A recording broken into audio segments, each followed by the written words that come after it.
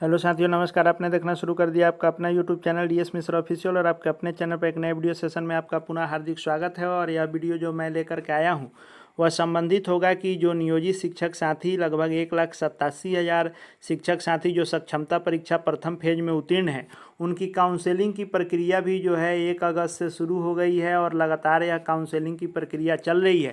लेकिन काउंसलिंग प्रक्रिया के दौरान बहुत सारी समस्याओं का सामना करना पड़ रहा है शिक्षक साथियों को। और उनके डॉक्यूमेंट के सामने जो 4 ऑप्शन दिए गए हैं विभाग के द्वारा काउंसलिंग करने वालों को सॉफ्टवेयर के माध्यम से, पहला कि लिखना है फाउंड करेक्ट, यदि सभी प्रकार से सही मिल रहा है तो फाउंड करेक्ट।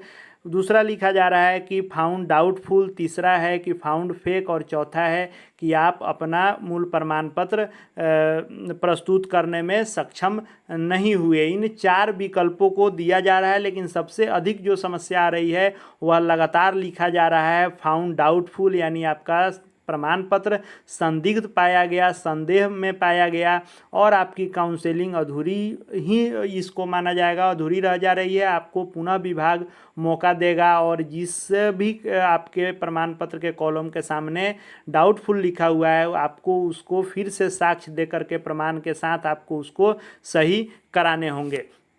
तो आज का वीडियो जो होगा वह होगा कि डाउटफुल जो लिखा जा रहा है उनमें कई सारे कारण हैं और इन सभी कारणों को लेकर के पिछला एक मैं जो वीडियो लाया था इसी का पार्ट 1 मैं लाया था, यह पार्ट 2 है। तो पार्ट 1 में मैंने उस अमरजीत सिन्हा जो उस समय के माननीय प्रधान सचिव हैं उनके द्वारा जो एक पत्र जारी हुआ था, विज्ञप्ति जारी की गई थी, उसको लेकर के मैं आया था और उसमें सब कुछ मैंने क्लियर कर दिया था विश्लेषण के साथ कि अगर आपके स्नातक के सामने डाउटफुल लिखा जा रहा है, सब्जेक्ट कॉम्बिनेशन को लेकर डाउटफुल लिखा जा रहा है, बीटेड के सर्टिफिकेट के मामले में डाउटफुल लिखा जा रहा है, इतिहास भूगोल के अनिवार्यता को उस समय हटा दिया गया था, शिथिल किया गया था, लेकिन अभी अनिवार्यता खोजते हुए इतिहास भूगोल नहीं रह रहा है स्नातक में, तो सामाजिक विज्ञान वालों के सामने डाउटफुल लिखा जा रहा है। या साइंस से बहाल हैं और आप आर्ट्स से बीटेड हैं तब भी डाउटफुल लिखा जा रहा है, या आर्ट्स से बहाल हैं साइंस से बीटेड हैं तब भी डाउटफुल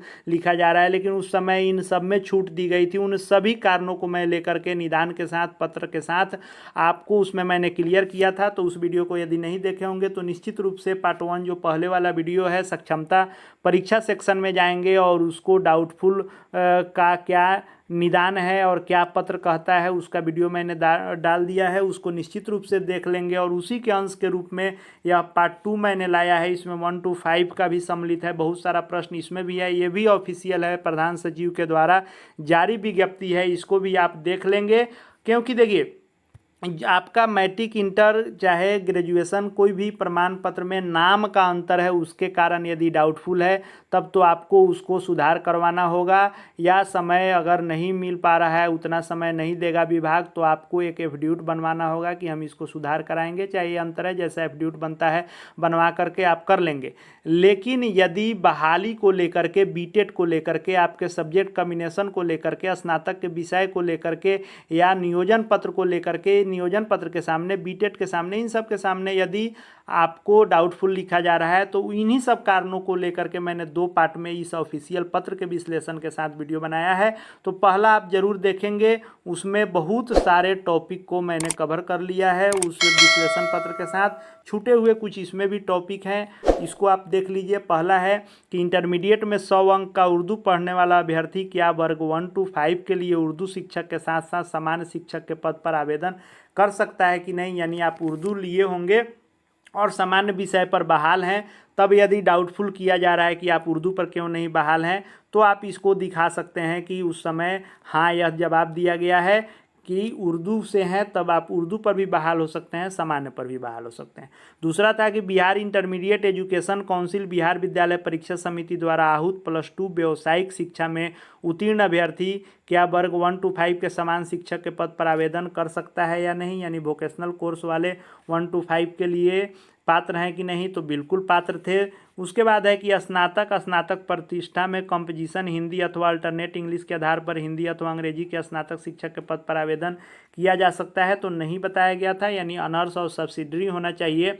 आपके हिंदी और अंग्रेजी विषय पर बहाल हैं तो हिंदी और अंग्रेजी जिस पर बहाल हैं वो आपके ऑनर्स या सब्सिडरी के रूप में होना चाहिए। चाहिए। उसके बाद था कि उप शास्त्री योग्यताधारी अभ्यर्थी क्या वर्ग 1 से 5 के लिए समान शिक्षक के पद पर आवेदन कर सकता है कि नहीं, तो उसके लिए जवाब था कि नहीं कर सकता है। पांचवा था कि स्नातक प्रतिष्ठा उत्तीर्ण अभ्यर्थियों के मेधा अंक की गणना प्रतिष्ठा में प्राप्त अंक के आधार पर होगा अथवा प्रतिष्ठा विषय के साथ साथ सहायक विषय कंपोजिशन, हिंदी या सामान्य ज्ञान में प्राप्त अंकों को जोड़कर कुल पूर्णांक के आधार पर गणना किया जाएगा। यानी जो ग्रेजुएशन था उसमें ऑनर्स पर आपकी मेधा सूची बननी थी कि सभी विषयों MIL सब्सिडरी और GS सभी को मिला करके, तो सभी को मिला करके बनना था। यह जवाब दिया गया था। एक आवेदक एक से अधिक नियोजन इकाई में आवेदन कर सकते हैं, तो हाँ कर सकते हैं। जिस जिला से बीटेट परीक्षा में सम्मिलित होकर उत्तीर्ण हुए उसी जिला के अलावा किसी अन्य जिला से आवेदन कर सकते हैं कि नहीं, तो दे सकते हैं। इन सब का तो फिलहाल आपको ज़रूरत नहीं पड़ेगा, लेकिन जो ज़रूरत पड़ने वाला है वह आप देख लीजिए। महिलाओं के लिए था कि वे अनारक्षित यानी जनरल कैटेगरी से ही भरेंगी और उनको महिला का जो लाभ मिलना था वह लाभ उनको मिलेगा। उसके बाद था कि भौतिक, रसायन शास्त्र एवं गणित विषय से स्नातक उत्तीर्ण अभ्यर्थी विज्ञान के रूप में आवेदन कर सकते हैं कि नहीं, तो नहीं, यह गणित के रूप में करेंगे। आप जानते हैं कि गणित के साथ केमिस्ट्री फिजिक्स है आपका, तो आप मैथ के टीचर बनेंगे, और यदि आपका बायो के साथ फिजिक्स केमिस्ट्री है तो आप विज्ञान के शिक्षक बनेंगे। उसके बाद था कि यदि किसी अभ्यर्थी ने इंटरमीडिएट में वोकेशनल विषय पढ़ा है तो मेधांक की गणना के समय उसको जोड़ा जाएगा कि नहीं, तो नहीं था। और नियोजन इकाई कोटिवार रिक्ति की जानकारी कहाँ से प्राप्त की जाएगी, तो कार्यालय से। ये तो ज़रूरत नहीं पड़ने वाला है, लेकिन जो इसमें 2-3 पॉइंट है जैसे कंपोजिशन अल्टरनेट हिंदी वाला और उर्दू वाला कि उर्दू है वाले सामान्य पर बहाल होंगे कि नहीं, वह है। टोटल मेधा सूची वाला है। और उसके बाद इसमें भौतिकी, रसायन विज्ञान वाला है कि मैथ से कौन बहाल होंगे और विज्ञान से कौन बहाल होंगे, यह महत्वपूर्ण है। और साथ ही साथ जो पहला पार्ट मैंने बनाया था उसमें जो इतिहास भूगोल की अनिवार्यता हटाने वाली पत्रांक 465 है, उस पत्रांक के बारे में मैंने बताया था। और साथ ही साथ जो साइंस से पास हैं और आर्ट्स विषय है उनका ग्रेजुएशन में, या आर्ट्स से पास हैं, साइंस विषय है, उन सब को लेकर के जो बहाली हुई थी, छूट मिला था उम्र को लेकर के, बीएड को लेकर के, उन सब को मैंने उसमें क्लियर किया था। आप उस वीडियो को देखे होंगे तो वहाँ, या इस वीडियो को देख रहे हैं तो यहाँ आपको जो भी समस्या आ रही है काउंसलिंग के दौरान या क्या लिखा जा रहा है उसका क्या समाधान हो सकता है, निश्चित रूप से आप कमेंट करेंगे। कोशिश होगी कि ऑफिशियल पत्र पत्रांक का विश्लेषण कर करके, अध्ययन करके जो भी मैं आपको समुचित जवाब देने का कोशिश करता हूँ वह निश्चित रूप से विभागीय पत्र का पहले अवलोकन करके, विश्लेषण करके, पढ़कर, जानकारी दुरुस्त करके, थोड़ा विलंब से ही सही लेकिन ऑथेंटिक जानकारी दूंगा जिससे आपको सहायता मिले। जिस विश्वास के साथ हमारे चैनल से आप जुड़ रहे हैं, आ रहे हैं, उस विश्वास पर खरा उतरने की पूरी कोशिश है। और लगातार काउंसलिंग में आ रही समस्याओं पर मैं अपने ओर से कोशिश कर रहा हूं कि पत्र पत्रांक भी आपको उपलब्ध कराए जाएं, विश्लेषण किया जाए, ताकि आपको किसी प्रकार की समस्या खड़ी नहीं हो। आगे भी शिक्षा जगत एवं शिक्षकों से संबंधित हर एक प्रकार का लेटेस्ट अपडेट देखते रहने के लिए चैनल से जुड़ जाएंगे। चैनल को सब्सक्राइब करके बेल आइकन को प्रेस कर लेंगे। साथ ही साथ Telegram channel DS Mishra official से जुड़ जाएंगे। वहां भी सभी प्रकार के अपडेट, पत्र इत्यादि आपको PDF इत्यादि मिलते रहेंगे। इस वीडियो को देखने के लिए आपका बहुत बहुत धन्यवाद।